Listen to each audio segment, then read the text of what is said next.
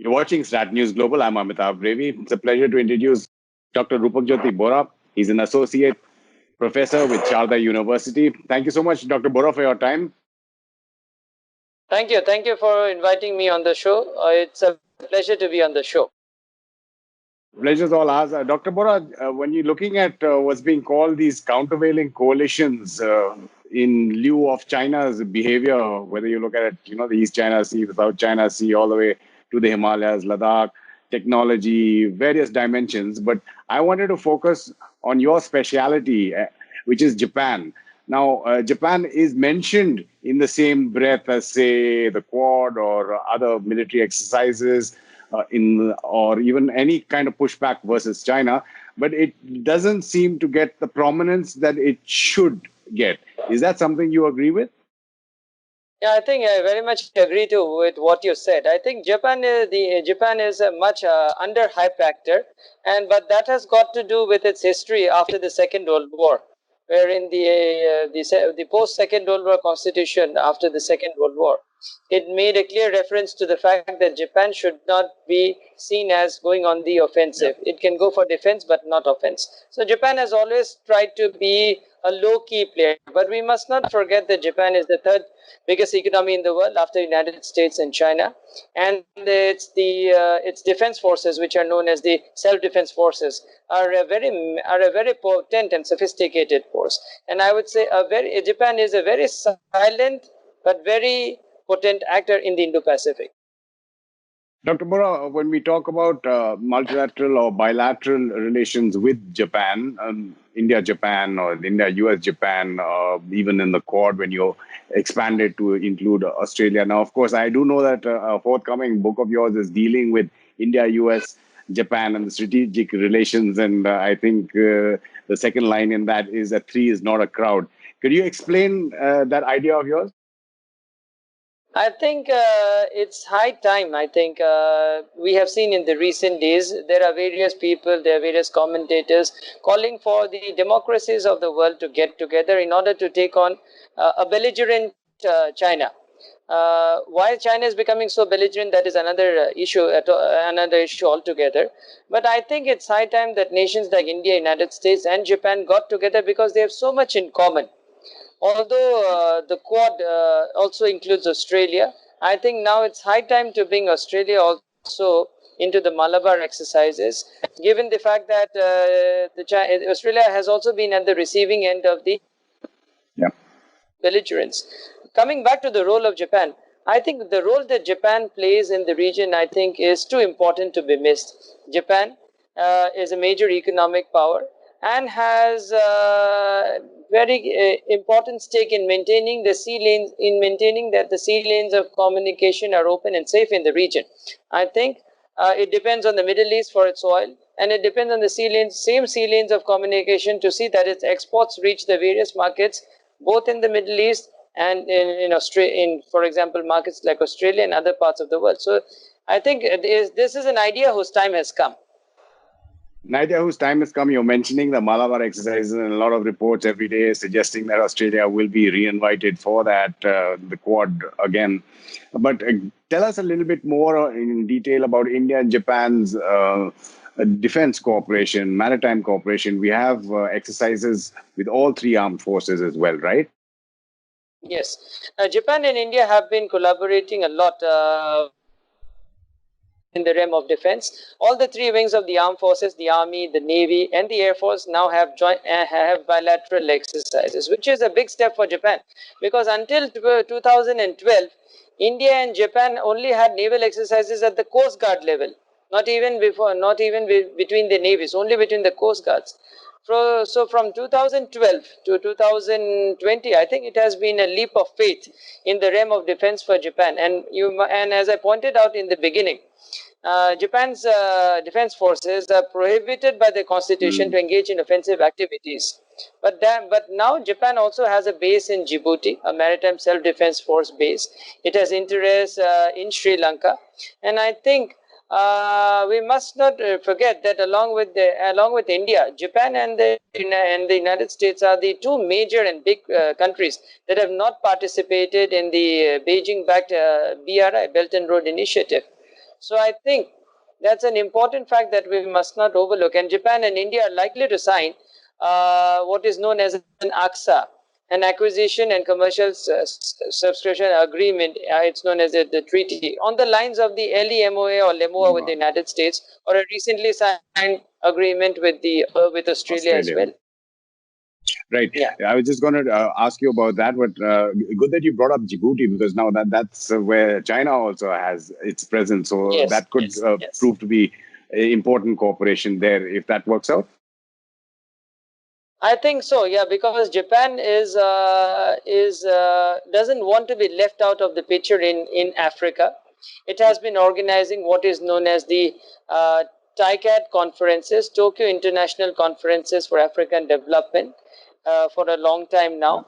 And although its investments do not match those of China, I think it realizes that Africa is a huge, not only a market, but a huge opportunity that it cannot afford to squander.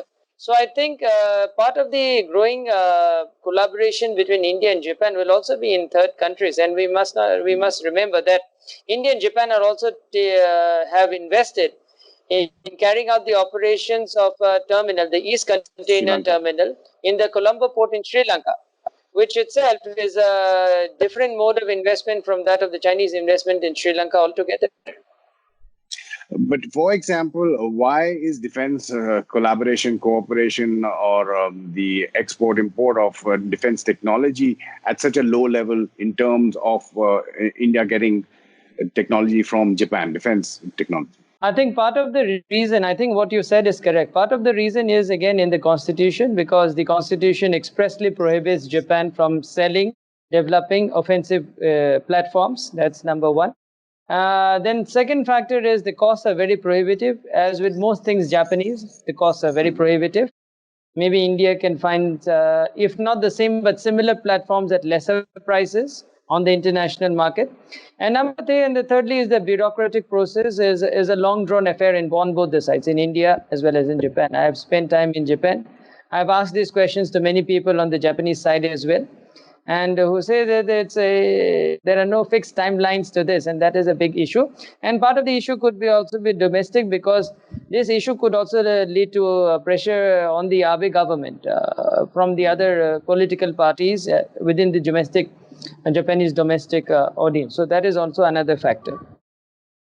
When you look at, say, trade, investment, yes, there are some high-ticket projects that the Japanese are involved in, the trains and the Ahmedabad train as well. But when you compare it to, say, China or even the US, the trade is, again, at nowhere near where its potential should be. Why is that? Yes. Yeah, I think there are two aspects of it. Number one, of course, it's around less than $18 billion in 2018-19, which is much less than even that of China-India trade. Forget about US-India trade.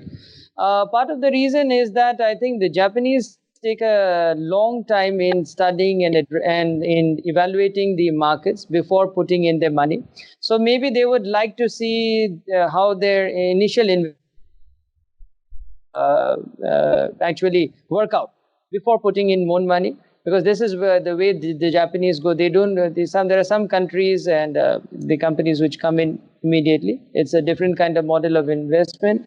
And number two, I think Japan still. I think the Southeast Asian countries, I think they're as of now, they're much more favored because they have dealt with them for a long time. India is still a relatively new market for them, as opposed to, say, countries like Vietnam and Thailand, wherein the Japanese companies have been present. And another factor is that part of the products, why the trade amount is less is that Japanese products which are produced in, say, Vietnam are then sold in a market like India, which doesn't actually reflect in the trade balance, because then there's another country which comes in between. Yes. One of your other books was, of course, The Elephant and the Samurai, and why Japan can trust India. And we've seen that was my first. Yeah. We've seen that both in the Northeast as well as in the Andaman and Nicobar, where other countries are not allowed in, where Japanese projects are actually functional. And you use the word kizuna, which I think is bond, right? Now, I Yes. only know about Kizuna artificial intelligence, AI, that's that Okay. self-proclaimed artificial Okay. intelligence Yeah. YouTuber, most Yeah. subscribed virtual YouTuber. But tell us a little bit more of how has India's Act East actually Yeah. allowed Japan, both in the Northeast and then, of course, in the Andamans, where there is that power project. Okay, I think that's a very important issue for India to address, and part of the reason is that, again, going back to history, Japan has already had a presence in these parts of India, both in the northeast and in the Andaman and Nicobar Islands during the Second World War. And until I think in my conversations with Japanese experts and professors, I think until Myanmar, Japanese are very easy. They find it very easy to deal until with Myanmar because during history again, and until Myanmar, they had a presence. But India suddenly becomes a blind spot for them because they're not accustomed to the Indian market and to the Indian maybe psyche as a whole. So I think Northeast India can be that bridge wherein so that Japanese, I think, can find it easy to enter the Indian market in a bigger way, much bigger way than now, through the Northeast, because it provides them that kind of a bridge. And mind you, Japan also actually has a program for students from the Northeast. It's called the IRIS program for particular selected students from the Northeast to spend some time in Japan. So Japan has realized that this can be a bridge between Japan's historical and current presence in Myanmar, where they are there in a big way, and towards an increased presence in India. And the word trust, why I use, again, as I said, in terms of the putting the money in India, I think the Japanese like to trust and trust before verifying.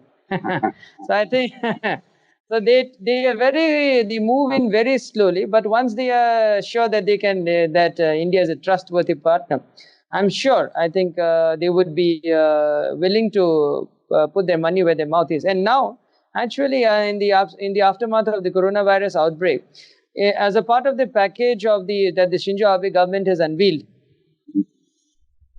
virus pack is actually giving money to Japanese companies to move their production change out of China Correct. to Japan and also to third countries, and India can be a big beneficiary of that, including parts of Northeast India. Explain that last thought of yours, because we do know there's a huge package that was announced to move those supply chains out of China, the Japanese ones. How, in particular, could India benefit? I think now Japanese companies, they see that in the initial times, in the initial months of the coronavirus outbreak, the Japanese supply chains, they suffered a lot because once the outbreak of the coronavirus happened in late December last year, the Japanese suffered huge losses. So I think they are trying to not to put all their eggs in one basket. Of course, Southeast Asia, as I said earlier, has been a historical choice. Countries like Thailand, Vietnam, they already have a presence. But I think they would like to widen their presence further. And India can be a very attractive destination. But mind you, I think the Japanese they carefully analyze the market conditions of each and every economy before they put their money. And I think sometimes their projects have not worked out in some instances. For example, whether it be NTT Docomo, which came up with a partnership with Tata in the past, and there have been issues for example, with clearances given to the projects like the Delhi Mumbai Industrial Corridor. So there have been delays, not issues. I would not say issues, but delays.